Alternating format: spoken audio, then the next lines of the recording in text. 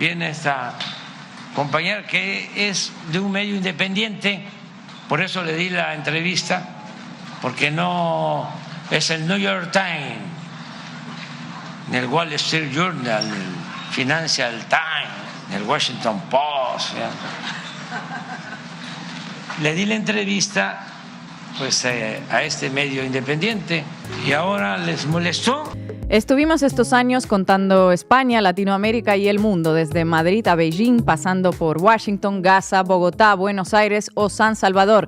Cada crisis, cada elección, cada misil, ahí estuvimos con análisis rigurosos y especialistas invitados, para contar las cosas desde una perspectiva que no muestran los grandes medios hegemónicos, con esos intereses económicos y políticos que con tanta frecuencia y tanto esfuerzo esconden. Sí, esa agenda detrás de titulares y pantallas que cuenta el mundo o no lo cuenta en muchos casos, dependiendo de negocios o alineamientos geopolíticos. Ahora iniciamos una nueva etapa. Canal Red América Latina, que sigue a Diario Red América Latina, que ya está en línea con grandes periodistas de la región. Un proyecto desde el inmenso centro político que es hoy Ciudad de México, la capital de México, y en gran medida del progresismo latinoamericano. Ese proceso político donde se reforma el poder judicial con los votos populares y se negocia de tú a tú con un vecino tan arrogante e imperialista como los Estados Unidos de Donald Trump. Y hoy, 9 de junio de 2025, comienza la base América Latina. Hablaremos del continente desde Tierra del Fuego hasta Canadá para entender las ultraderechas, las izquierdas, las proscripciones, los levantamientos, elecciones o bloqueos, con Estefanía Veloz, encargada de desmenuzar cada titular de cada medio para entender lo que no dicen las noticias, con Marco Teruggi y todos los datos necesarios para ordenar tanta crisis, y conmigo, Ina Finogénova, que ya me conocen y vengo recargada. Será de lunes a jueves a las 6 de la tarde en México y Tegucigalpa, que serán las 7 en Quito y Cali, las 8 en Santiago de Chile y La Habana, las 9 en Montevideo y Río de Janeiro o las 5 en Los Ángeles. Este proyecto, como todo lo que hemos hecho hasta ahora, es gracias al aporte de ustedes que valoran y creen en este trabajo, en el periodismo con rigurosidad y transparencia, en la honestidad para decir lo que muchos no se animan a decir y analizar así a nuestro continente que anda entre tanto desorden global, tanta revancha de sus élites y tanta resistencia a rendirse de los progresismos y las izquierdas. Para eso estamos y estaremos a partir de hoy. Y como no podía empezar de otra manera, este primer episodio es para comprender los medios de México y de toda América Latina, ese poder que moldea tantas ideas y resultados electorales. Bienvenidos y bienvenidas. Esto es La Base América Latina. La Base América Latina. Bueno, esta es la primera emisión de La Base América Latina. Estefanía y Marco a mi lado. ¿Cómo vamos, Marco Teruggi? Bien, muy contento de estar acá con ustedes, con toda la audiencia de Canal Red, para contar América Latina, entenderla y dar la disputa mediática que la necesitamos hoy más que nunca. ¿Qué nos traes hoy? Vamos a hablar de los medios de comunicación, por lo menos los hegemónicos en México, ese país tan maravilloso que tiene tanto que analizar sobre cómo funciona el poder mediático. Estefanía Veloz, ¿qué tal? ¿Qué tal este buceo por los medios mexicanos? Pues igual de emocionada por iniciar este proyecto, y yo lo que les traigo es un viaje en el tiempo. Vamos a empezar recorriendo los medios mexicanos para poder entender por qué se comportan de la manera que se comportan y que realmente siempre han sido exactamente los mismos. Y hoy nos va a acompañar el director de Canal Red, Pablo Iglesias, y vamos a arrancar, vamos a despegar, como dice esta frase detrás de mí, con la voz del querido Víctor Hugo Morales, a quien le mandamos nuestro abrazo desde aquí, y también con las músicas del grande El David Aguilar. Muchísimas gracias a todos por su colaboración y vamos a arrancar. Debí tirar más datos, con Marco Teruggi. Atacan como empresas y se defienden como medios de comunicación. La afirmación puede describir una de las grandes prácticas de estos tiempos, donde detrás de noticieros y pantallas se encuentran grandes empresas.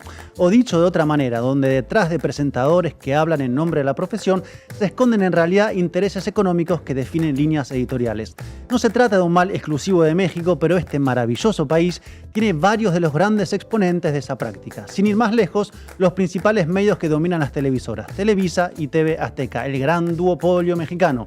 Tal vez quienes nos ven desde fuera de México, sobre todo en el sur del continente, esos nombres no les sean tan conocidos, pero estoy seguro que las prácticas que llevan adelante, sí. Estefanía, vos que conocés como la palma de la mano los medios mexicanos, ¿qué representan esas dos cadenas en México? Pues Marco, fíjate que son las dos principales televisoras del país con varios canales cada una que han construido imaginarios sociales, telenovelas o candidatos presidenciales durante muchísimas décadas. Todas en México hemos visto alguna vez en la vida de estos noticieros o también novelas como Destilando Amor. Y todos en México han visto sus titulares atacando hasta la saturación al gobierno de Andrés Manuel López Obrador y ahora al de Claudia Sheinbaum. Atacarlos o invisibilizarlos, a veces de manera bastante burda. Como a toda la gente que estamos aquí nos hace sentir orgullosos formar parte de este momento de la historia, tener a un presidente que le devolvió la dignidad al pueblo mexicano y sobre todo que llegue una mujer por primera vez a la presidencia a pesar de las calumnias de los medios que a veces se venden y que están y dale duro. Tenemos un presidente que ha logrado sacar la casta por este país y hoy venimos a festejar. No manches, pero si es política lo que estamos haciendo, ¿no? No, nosotros no. No, nosotros es entretenimiento. ¿Crees Pero que lo de la presidenta y eso sí lo puedo decir. ¿A una mujer presidenta? Ajá. ¿Una mujer presidenta podemos? Claro, Una mujer claro. presidenta. Sí. Una mujer Lo presidenta. del presidente López Obrador, ¿no? No, es que no queremos, o sea, esto Es que no es apartidista. es fiesta mexicana, o sea, no Es entretenimiento, como que no ¿sí me tiene nada que ver entiendes? con política esto, ¿no? ¿Te late? Digo, con todo respeto, si te late. Si no, te entenderé. No me late, pero sí, lo hacemos otra vez, no hay Órale, problema. venga. O sea, puedes hablar de lo que quieras sobre cómo es sentirte mexicana, pero nada de nombrar al presidente y lo que piensas de él. Eso no me late. Así que mejor hagamos la nota de nuevo con el contenido que nosotros necesitamos, sin las personas que nosotros no queremos. ¿Quién dijo libertad de expresión? Sigamos con el duopolio televisivo en un país donde, según el Instituto Federal de Telecomunicaciones, el 74% de las personas consumen contenidos audiovisuales en televisión abierta y 55% por internet. Y sumemos dos cosas. Primero, que las televisiones, además de ser vistas en los canales, también lo son con recortes de programas en internet, por lo que su importancia es aún mayor. La tele pesa en México y mucho. Y en segundo lugar, un número, 2 horas y media. ¿Saben de qué es? Bueno, déjame adivinar. Tal vez la cantidad de tiempo promedio que los mexicanos consumen mirando la tele, ¿no? Exactamente, a lo que se suman 3 horas de consumo de internet diario, 5 horas y medio en total por día. Mucho tiempo para que esos medios de comunicación puedan influir en las conductas, deseos y opiniones de la gente o en lo que deciden algunos políticos, porque de eso se trata al fin y al cabo. Tal vez lo primero sería dejar de hablar en primer lugar de medios de comunicación, porque sí, hay pantallas, presentadores y breaking news, pero en realidad esos son canales que son parte de grandes grupos económicos que tienen muchos intereses antes que informar de algo como pues decir la verdad, o a ver, vamos a decirlo de otra forma, que utilizan sus pantallas para hacer crecer sus propios negocios.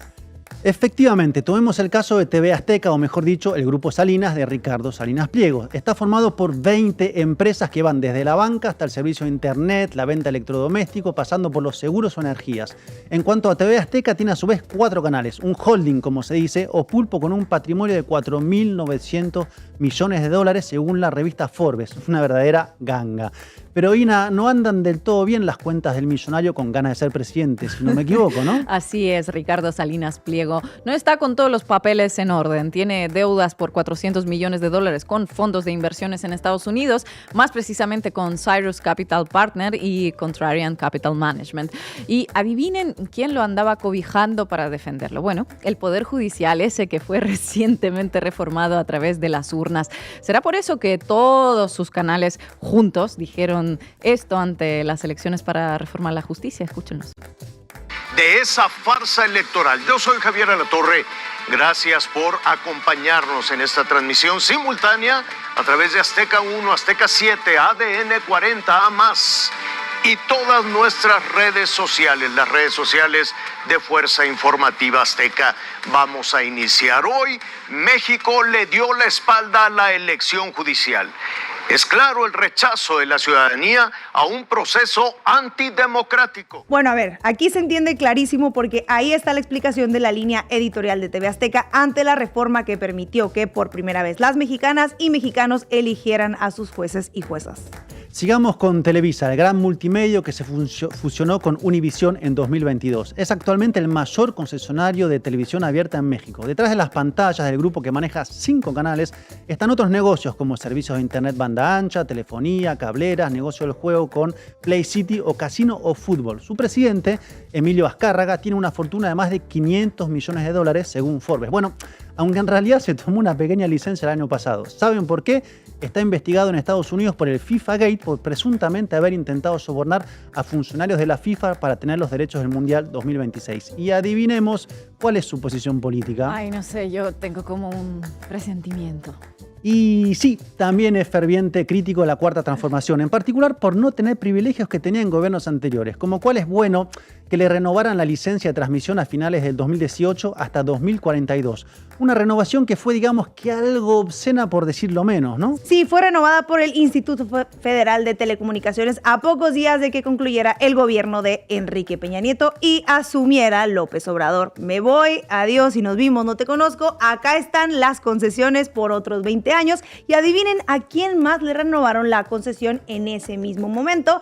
Sí, a TV Azteca, pero ¿quién se lo hubiera imaginado?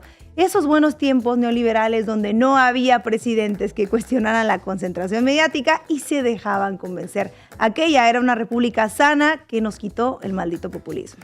Y tampoco había presidentes que dijeran blanco sobre negro que detrás de algunas líneas editoriales existen en realidad intereses empresariales. Imagínense si el periódico El País no va a estar en contra de nosotros en este y en otros asuntos, si ese periódico es de las empresas de España que antes venían y hacían lo que les daba la gana. El problema no es tener una posición conservadora, progresista, liberal y de izquierda, mucho menos ser opositor, porque no se supone de ninguna manera que el periodismo deba ser oficialista y acomodarse a cada gobierno de turno. El problema es que las posiciones respondan antes que nada a negocios. Como bien decía el periodista Kapuczynski, cuando se descubrió que la información era un negocio, la verdad dejó de ser importante. Y en México, así como en América Latina, muchos medios descubrieron eso hace un buen tiempo ya. Otro problema puede ser también que un medio esté constituido en un paraíso fiscal, por ejemplo. Eso ocurre con Latinus, cuya base está en Delaware, en Estados Unidos, el principal estado donde van las empresas que no quieren que se sepa de dónde vienen sus fondos ni quiénes están al frente.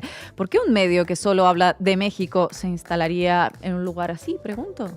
Y adivinen cuál es la línea editorial de Latinus, rabioso opositor, inesperado. Pase lo que pase, la respuesta es la misma, la libertad de expresión y la censura del gobierno, porque decíamos al inicio que atacan como empresas, pero se defienden como medios de comunicación. Y la verdad es que detrás de muchas pantallas hay holding empresariales, como el Grupo Imagen, dueño de TV Imagen, Imagen Radio, Excelsior, que tiene negocios en hospitales, en hotelería, en finanzas, con el grupo financiero Multiva. Dime cuáles son tus negocios y te diré cuáles son tus titulares. Y tienen poder de fuego o de crear opinión pública. Y como decía Aquino, el dibujante de La querida Mafalda, la opinión pública todavía no se ha dado cuenta que opina lo que quiere la opinión privada. Aunque hay que decir que tienen cada vez menos credibilidad. Lo afirma el reporte de noticias digitales del Instituto Reuters, que reveló que solo el 36% de los consultados confía en las noticias que consume regularmente. Un descenso marcado respecto al 49% de confianza en 2017. ¿Y quiénes encabezan la lista de desconfianza? Televisa y Latinus, ambos con 30%, seguidos por TV Azteca con 23%. ¿Pero por qué será? Pues las fake news y la oposición visceral no les gustan mucho a la gente, por lo visto. Pero México cambió y mucho en estos años, no solo por la diversificación de todo el ecosistema digital con las grandes plataformas, por ejemplo, sino porque todos los días a primera hora está la mañanera presidencial que comenzó López Obrador y ahora sigue la presidenta Claudia Sheinbaum.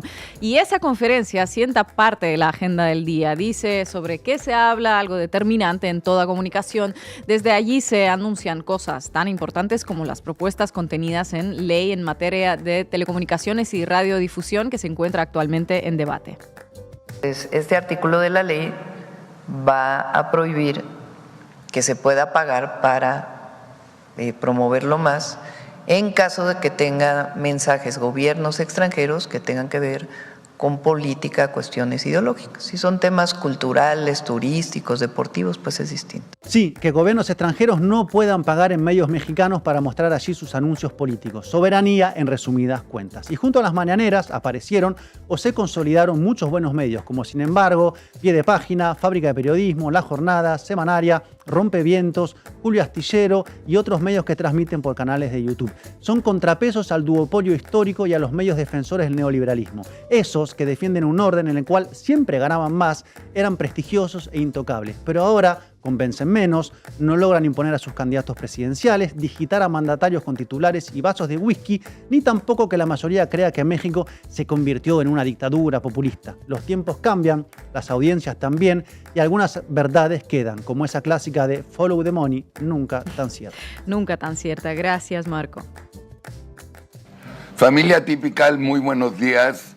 Hoy es lunes 2 de junio, primer día oficial de la dictadura, fracaso total y absoluto de la famosa elección del pueblo.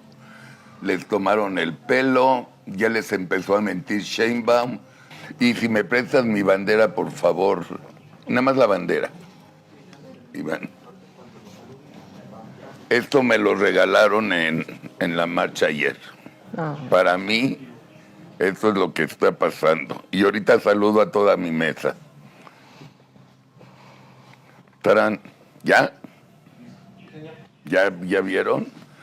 Pónganla en la casa porque México está de luto. Tarán, tarán. ¿Ya vieron? ¿Ya vieron? Adelante, compañera. Si vimos y como dicen en Uruguay, vamos arriba, Bo. Cuéntamelo todo y exagera con Estefanía Veloz. Energía contra los alborotadores, comunistas que buscan sabotear las Olimpiadas, francotiradores y huelguistas. Así informaron en 1968 los periódicos mexicanos como El Heraldo y El Sol de México en sus titulares sobre la masacre de Tlatelolco, una de las represiones más violentas por parte del gobierno mexicano contra protestas estudiantiles que demandaban mayor democracia, dejando a cientos de muertos y decenas de desaparecidos. Esto representa muy bien el actuar de los medios de comunicación en la historia y en la sociedad mexicana, y es así como operan las grandes empresas mediáticas en México, y desde luego esto también se ve reflejado en América Latina. Acompáñenme en esta primera emisión de este espacio tropicalizado de Titulares al Banquillo, en un viaje en el tiempo para entender México y sus medios de comunicación. Pero años antes del 68, mucho antes, en 1913, Francisco I. Madero, el primer presidente democráticamente elegido después de la Revolución Mexicana que destituyó al dictador Porfirio Díaz, sufrió un golpe militar, pero también fue la primera demostración de cómo utilizaban los medios de comunicación como un arma política para derrocar a un gobierno democrático. A este episodio se le conoció como la Decena Trágica. Periódicos como El Imparcial o El País, fundado con dinero público gracias a Porfirio Díaz. Por favor, de no confundir con El País de España, que no es lo mismo, aunque bueno, la verdad que en la práctica...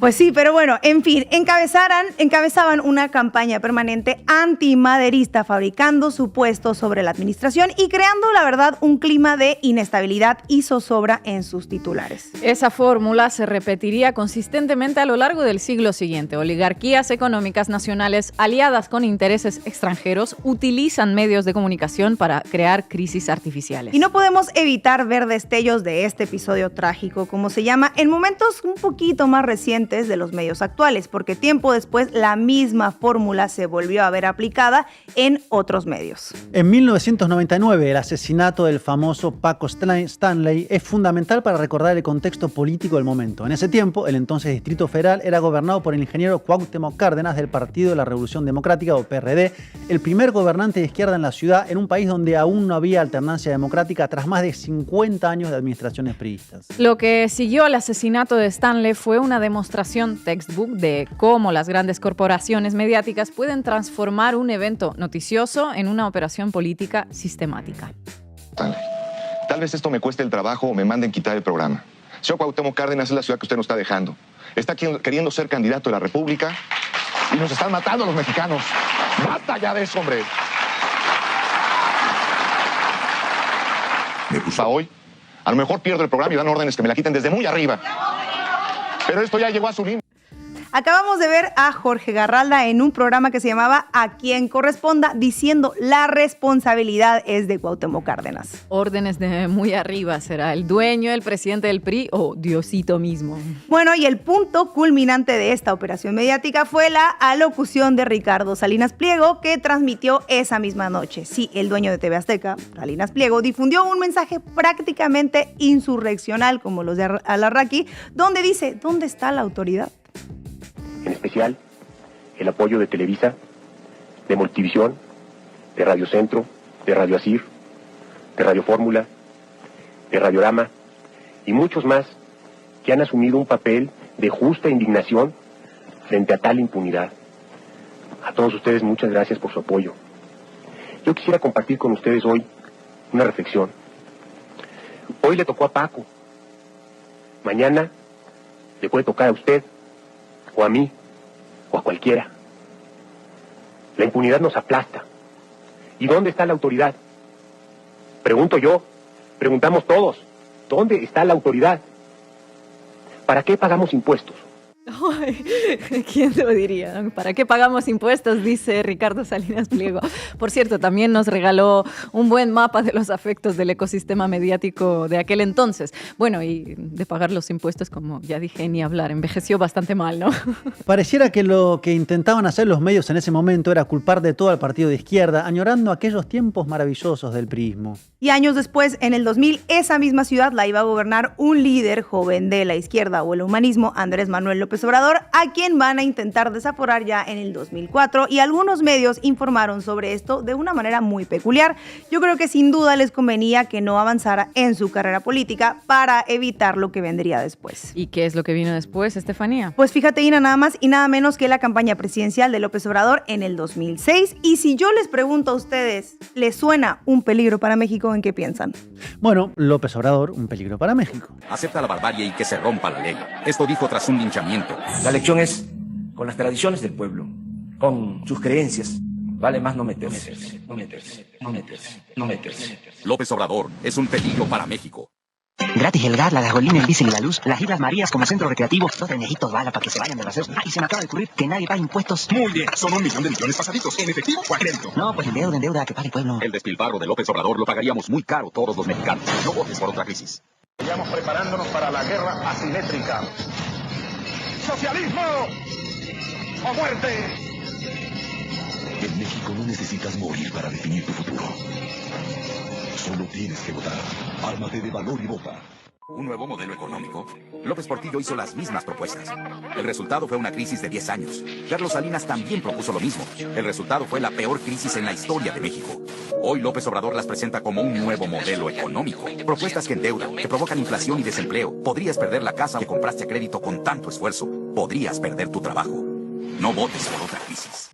Bueno, y ahí surgió la campaña de Un Peligro para México, que incluyó estos spots que vimos, televisivos, cobertura sesgada y desinformación masiva. Después de esa campaña, AMLO intentó 2 veces más, una donde ganó Felipe Calderón con un margen de 0,56%, dudoso por decirlo menos, y que resultó en un movimiento político y social que exigía una cosa: voto por voto, casilla por casilla. Pero para que no anduvieran convenciendo al pueblo de esas cosas, para eso está Televisa, la televisora de las novelas, la que está en la casa de las familias mexicanas, que utilizó un personaje mítico de la cultura mexicana, Cantinflas, ni más ni menos, para decirlo a AMLO que hay que saber perder, pero sobre todo no hay ni vencedores ni vencidos. ¡Hasta anular la elección!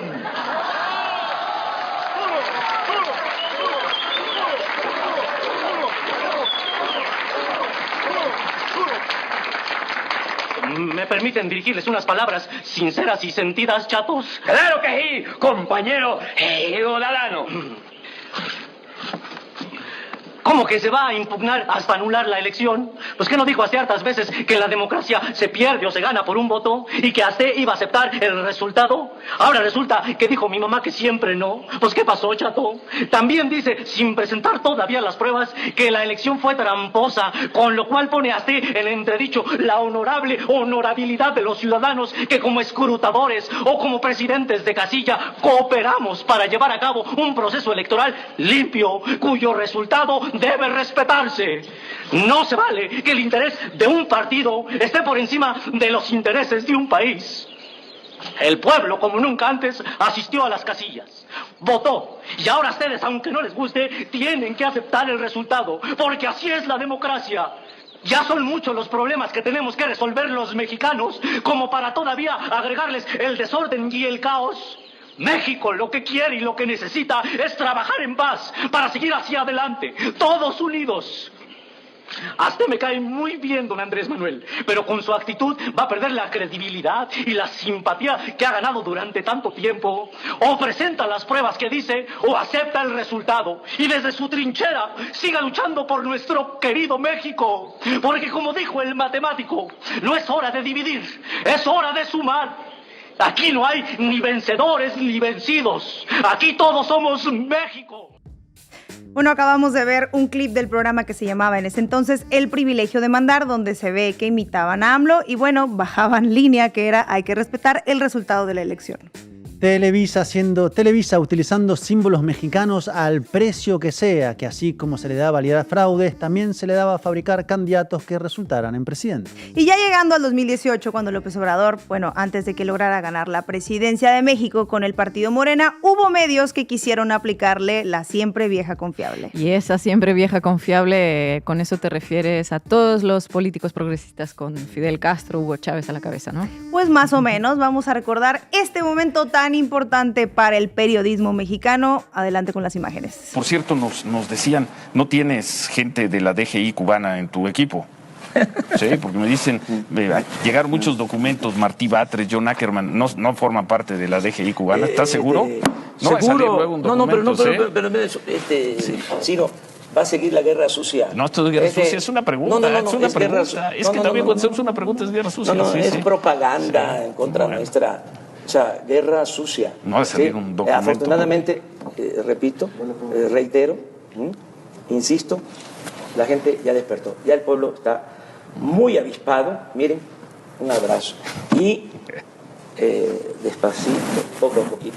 El 4 de junio va a haber celebración en todas las plazas del Estado de México. Y vamos si a no celebrar... ganan, ¿van a reconocerlo? Gracias, Andrés Manuel. Hablando de Venezuela, los enfrentamientos de esta tarde entre opositores y policías dejaron 60 personas heridas, Andrés.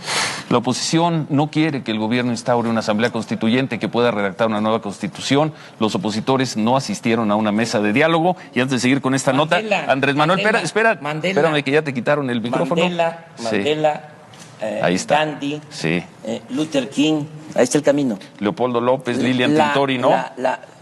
Y todos los dirigentes sociales. ¿Y sabes qué también? Que quede claro, estoy a favor de la liberación de los presos políticos. En Venezuela. En todo el mundo. Venezuela incluido. Incluido Venezuela. Buena nota. No a la violencia. Se puede, con la no violencia, de manera pacífica, lograr la transformación de los pueblos, que es lo más importante, no cambio de gobierno. Sí, hay que cambiar el régimen. Gracias, Andrés. Gracias de nuevo. Vamos a ver imágenes de Venezuela. Hacemos una pausa. Bueno, y años después, específicamente 6 años después, ya cuando el presidente no era presidente, siguieron con la misma línea exactamente diciendo lo mismo. Hoy está cumpliendo 5 meses escondido. Cuando digo escondido es porque no puede salir a las calles de este país. No puede. Le pueden organizar mañana un meeting con 1 millón de personas en el Zócalo, eso sí. Y ahí para que lo vayan grabando y digan, vean, el pueblo lo empuja y demás, eso sí, lo pueden hacer. Pero él, ir a un estadio de béisbol, él subirse a un avión, a una línea comercial, él está escondido, él sí está escondido, en donde esté. Dicen que en Tabasco o en Cuba o donde esté escondido. Pero bueno, los pocos que le quedan, decían, tiembla Calderón. Sí, como porque 13 de los detenidos fueron en el gobierno de López Obrador. Es decir, cada uno de estos detenidos se convierte también en un potencial delator, en un potencial testigo protegido. Y ya vimos, esos testigos pueden declarar cualquier cosa. Pueden decir que López Obrador un día se disfrazó de beisbolista y lo fue a ver. O que sí recibió el dinero del cártel del Golfo. Fue a Irapuato y ahí le entregó... Y siguieron mintieron sobre los médicos cubanos, mintieron sobre Pemex, y esto demuestra que aunque el tiempo pase, las cosas cambien, los medios, sus intereses y sus formas pues no han cambiado mucho desde 1913, pero vale la pena tener este espacio para estárselos recordando. Sin duda alguna, gracias compañera. Hay unas frases de Víctor Hugo que quiero anteceder a un recuerdo sobre Lidia Papaleo cuando denunciaba los crímenes de Mañeto y de Papel Prensa. Tenemos dos frases de Víctor Hugo, el legítimo, el original, Victor Hugo, el poeta francés, porque vale la pena cuando hablamos de tantas mentiras. La mentira es una encarnación del diablo. Vio que siempre me permito hablar de Clarín como el diablo. Bueno, porque la mentira es eso. A buena entendedora, con Ina Afinogénova. Bueno, que anuncie Víctor Hugo Morales el inicio de la sección, ¿no? El título de la sección. Bueno, cuando hablamos de medios de comunicación y de poder, de política, manipulación y mentira, en Latinoamérica hay muchos grandes grupos económicos especializados en esos quehaceres que sobresalen por sobre el resto. Ya Marco y Estefanía nos contaron sobre México y yo hoy me voy a referir a otros dos casos, al Grupo Clarín en Argentina y el Mercurio en Chile. Empecemos por Argentina. La nave insignia de este conglomerado es el diario Clarín, el medio que dio origen al grupo y el de mayor tirada en las últimas décadas. Clarín marca la agenda informativa que luego reproducen centenares de medios de comunicación en todo el país. Otros medios importantes para su alcance que también pertenecen al grupo son Canal 13 Televisión Abierta, Canal de Noticias por Cable TN y Radio Mitre. Cada uno de estos medios se encuentra entre los de mayor llegada dentro de su grupo. Debajo de ellos nos encontramos con una maraña de radios, televisoras y diarios distribuidos por todo el país.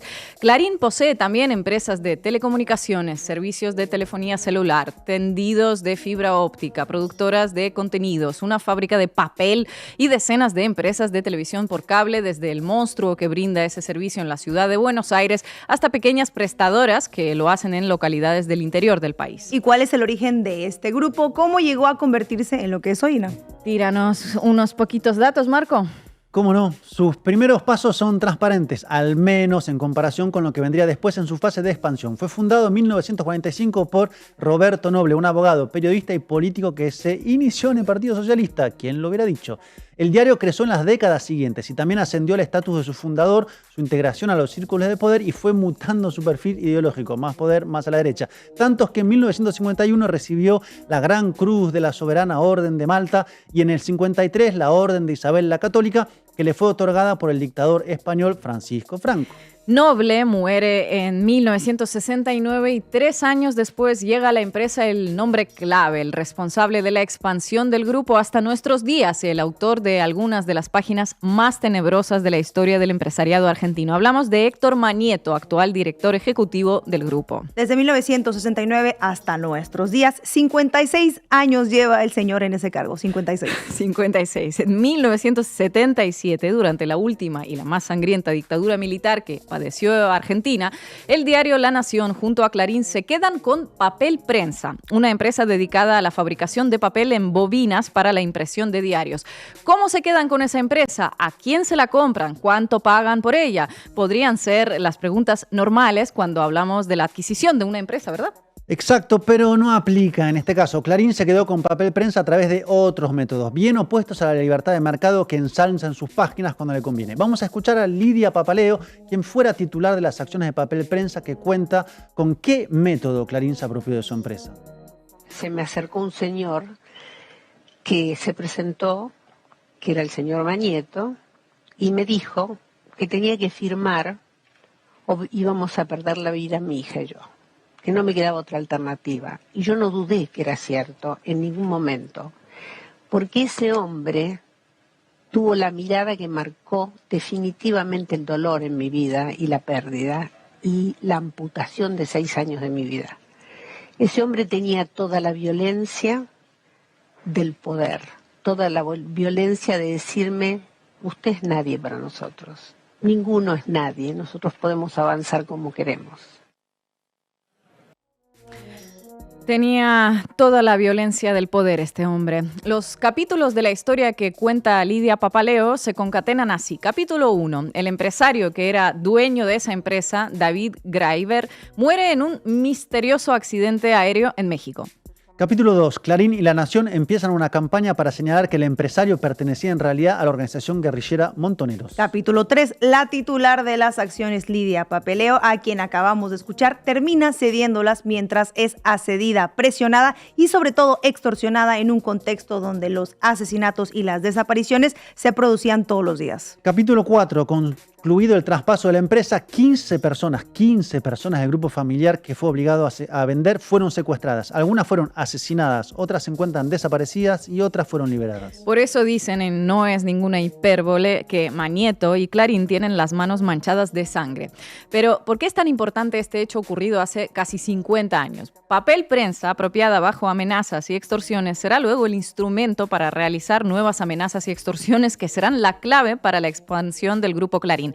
¿Cómo funciona esta segunda etapa? Clarín se queda con Papel Prensa, que es la única fábrica de papel para diarios en el país. Todos los diarios le deben comprar el papel al propio Clarín. ¿Qué hace Héctor Mañeto entonces? Bueno, les dificulta el acceso. Les vende más caro, menor cantidad a la que necesitan, o les vende pero les impone condiciones. Mañeto perfecciona la maquinaria extorsiva y la totalidad de la prensa gráfica queda al alcance de sus prácticas. Y unas décadas más tarde, el mismo método permitió otra fase de expansión del grupo Clarín, y esta vez el insumo no fue el papel, sino el fútbol. ¿Cómo fue este capítulo? Bueno, Clarín se quedó con los derechos de transmisión para los partidos de fútbol, con la relevancia que esto tiene en Argentina. Al mismo tiempo estaba creciendo la televisión por cable. En el interior del país había centenares de pequeñas y medianas empresas que brindaban el servicio en las distintas localidades. ¿Qué hizo esta vez Mañeto? Lo que mejor sabe hacer, lo mismo que había realizado antes con el papel. Les vendía los derechos del fútbol, a unos sí y a otros no. Les imponía condiciones y, llegado el caso, los conducía a la quiebra. ¿Cómo hacía un servicio de televisión por cable que no tenía en su grilla los partidos de fútbol para competir con otro servicio que sí los tenía? No había forma. Todavía me acuerdo, prendíamos la tele y mirábamos todo el partido, una cámara enfocada solamente en la tribuna, imagínense. El fútbol fue otra palanca extorsiva para el crecimiento del grupo Clarín. Mediante estas prácticas tan opuestas a la libertad de prensa y de mercado y tan reñida con la ley, Clarín se fue apropiando de las prestadoras de servicio de televisión por cable en el interior del país. Hoy el grupo cuenta con decenas de empresas que fue absorbiendo bajo esa metodología. Las prácticas extorsivas del grupo no terminaron allí.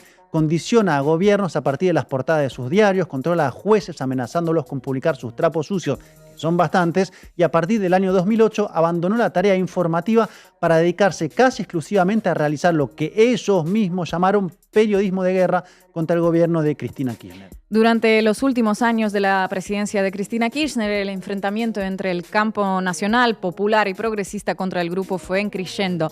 En ese momento comenzó a circular una frase repetida en conversaciones, grafiteada en las paredes, reproducida en stickers y en redes sociales: Clarín miente. Y la inspiración para la frase viene del otro lado de la cordillera, de los Andes. El origen surgió en el marco de una reforma universitaria en la década de los 60 y decía textualmente: el mercurio miente, y se usa para describir a otro firme competidor junto a Clarín para el premio de Pinocho dentro de la prensa sudamericana. Y nos referimos a El Mercurio, el principal conglomerado de medios de comunicación de Chile, propiedad de la familia Edwards. Este diario hunde sus orígenes mucho más lejos en la historia. Su primera edición data del año 1827. 5 décadas más tarde, Agustín Edwards adquiere el periódico y lo dirige desde entonces.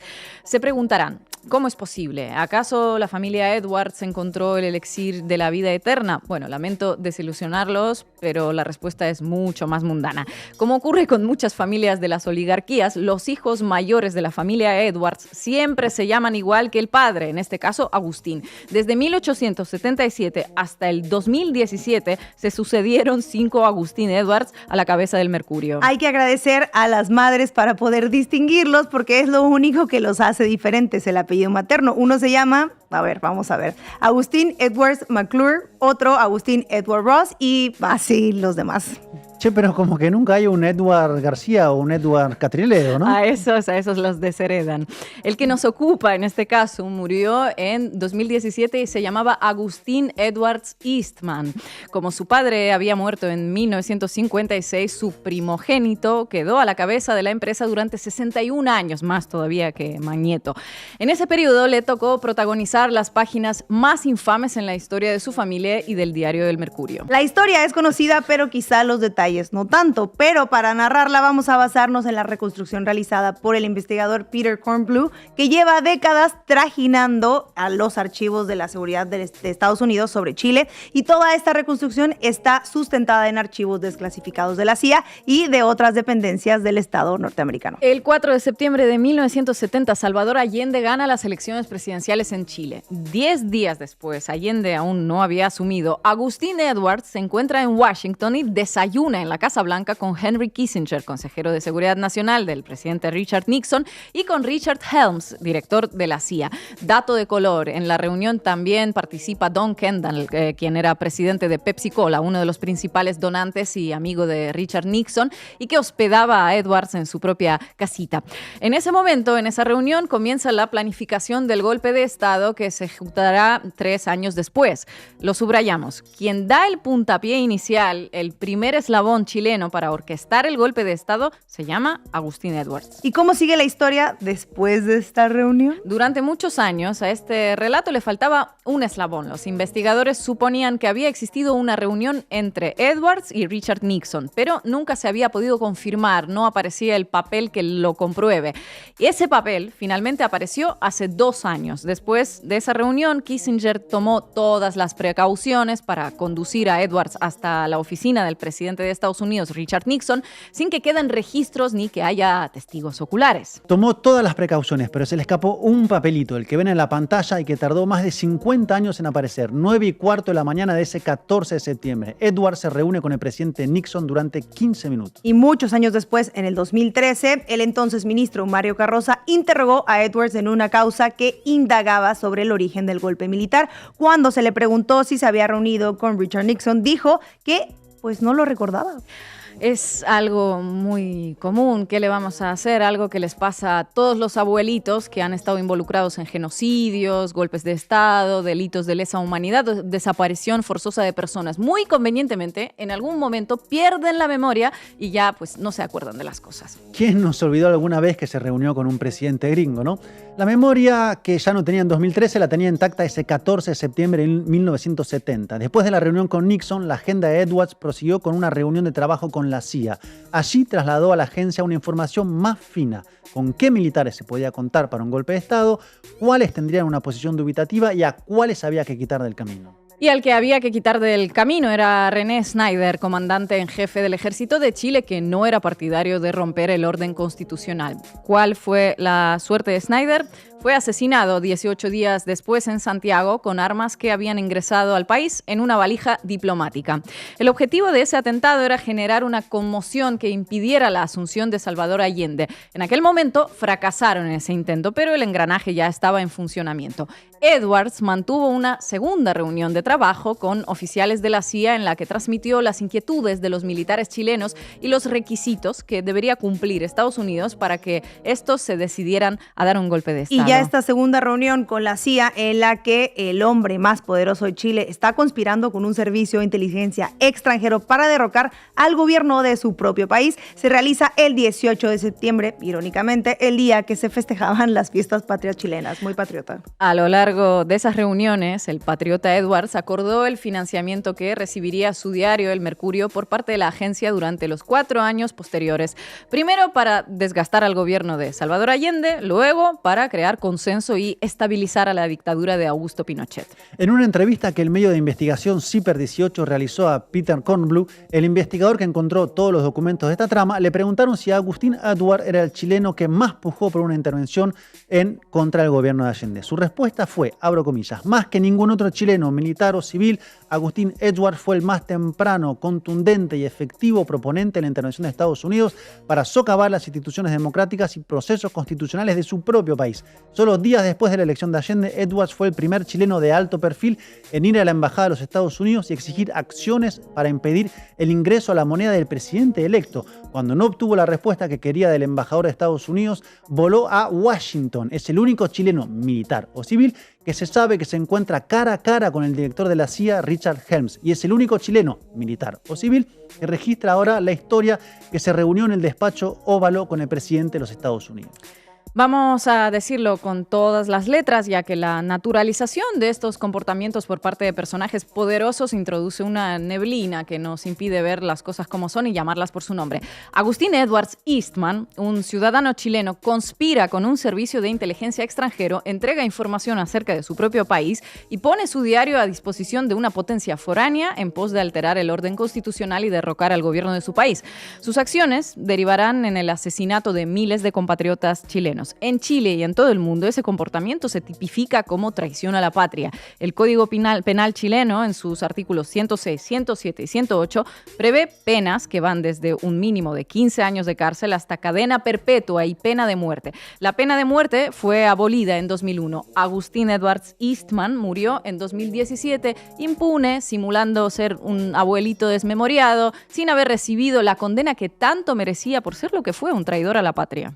Héctor Mañeto y Agustín Edward Eastman son dos ejemplos entre tantos otros que podemos encontrar en todo el mundo. La catadura moral de estos personajes, los intereses económicos de estos grandes conglomerados de empresa explican el estado en el que se encuentran hoy los medios de comunicación comerciales. Lo que hacen ya no se puede llamar periodismo. ¿Qué es? ¿Guerra psicológica? ¿Terrorismo mediático? ¿Manipulación? ¿Mercenarios de la palabra? Por ahí va la cosa y por eso es tan necesario crear medios de comunicación que honren esa tarea, con los que podamos contar para dar una batalla ideológica en contra de estos intereses que todos los días arruinan un poquito más el mundo en el que vivimos. Gracias, compañeros. ¿Es una persona poderosa en todo sentido de la palabra? Absolutamente. Y un poder en la sombra, ¿no? Este poder oficial, digamos, político que uno puede detentar. Yo creo que Agustín Edwards es probablemente la persona más poderosa de la que muchos chilenos jamás han escuchado hablar.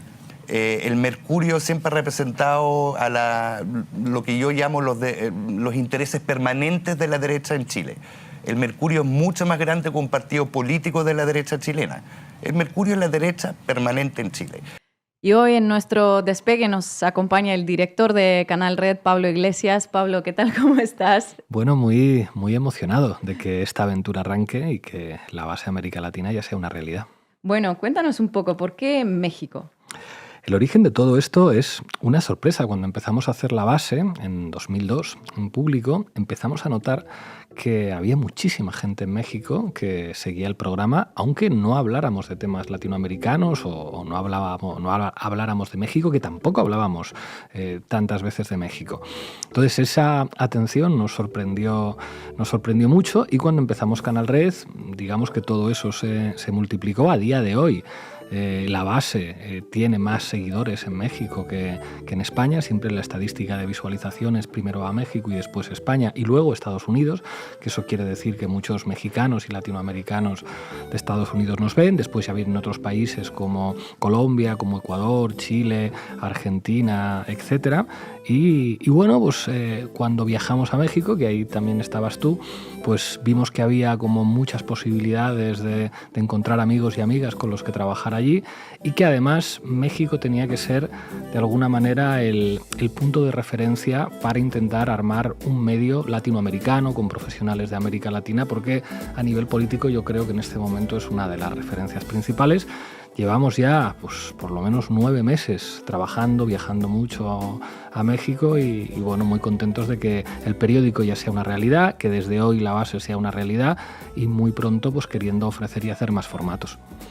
Pablo, ¿y cuál es la expectativa hacia América Latina o por qué Canal Red América Latina? ¿Por qué esta apuesta por lo continental y qué puede provenir de este gran proyecto? O sea, para nosotros América Latina siempre ha sido como la reserva ideológica de la izquierda. En nuestras experiencias políticas siempre miramos a América Latina como escuela y pensamos que el espacio donde la izquierda tiene más posibilidades de encabezar proyectos de transformación desde el Estado, de encarnar un nuevo poder geopolítico, es América Latina y en particular México. Claro, allí nos hemos dado cuenta que la gente de izquierdas recibía muy bien el discurso de Canal Red sobre los medios de comunicación. Un discurso que dice que, bueno, que los medios de comunicación son actores políticos y que si la izquierda no es capaz de reorganizar la correlación mediática de fuerzas, no tiene nada que hacer. Ese es el objetivo de Canal Red. Hacer periodismo riguroso, pero abiertamente de izquierdas, que apoye a los movimientos populares, que se identifique con los procesos de transformación desde el Estado, desde la movilización social, poder atraer a profesionales del periodismo de muchos países, y hay muchos y muchas, pero queremos que haya más, y pues desde la modestia de ser un medio que hace televisión para Internet y que hace un periódico digital, querer ser una referencia mediática de la izquierda en América Latina. Pablo, permíteme hacerte una pregunta en mexicano. ¿Por qué dar la batalla mediática ahorita, como decimos en México? Habría que haberla dado siempre. Lo que pasa es que ahorita cada vez hay más gente que se ha dado cuenta, de cuadros de la izquierda y de las organizaciones, de que la mediática es quizá la batalla política crucial. Y en México esto se empezó a ver con las mañaneras. O sea, las mañaneras era un desafío mediático. Es decir, mire usted, yo no voy a ser una pelota con la que ustedes jueguen en los medios. La agenda tiene derecho a ponerla encima de la mesa el presidente de la República, que tiene legitimidad democrática, y las mañaneras se convirtieron en un artefacto mediático muy interesante. Claro, lo que pasa es que con ese artefacto solo no sirve. Hay que construir contrapoderes mediáticos en más ámbitos, y yo creo que en México es donde puede haber más recursos y más fuerza para ser, digamos, el gran impulso a Canal Red en la región.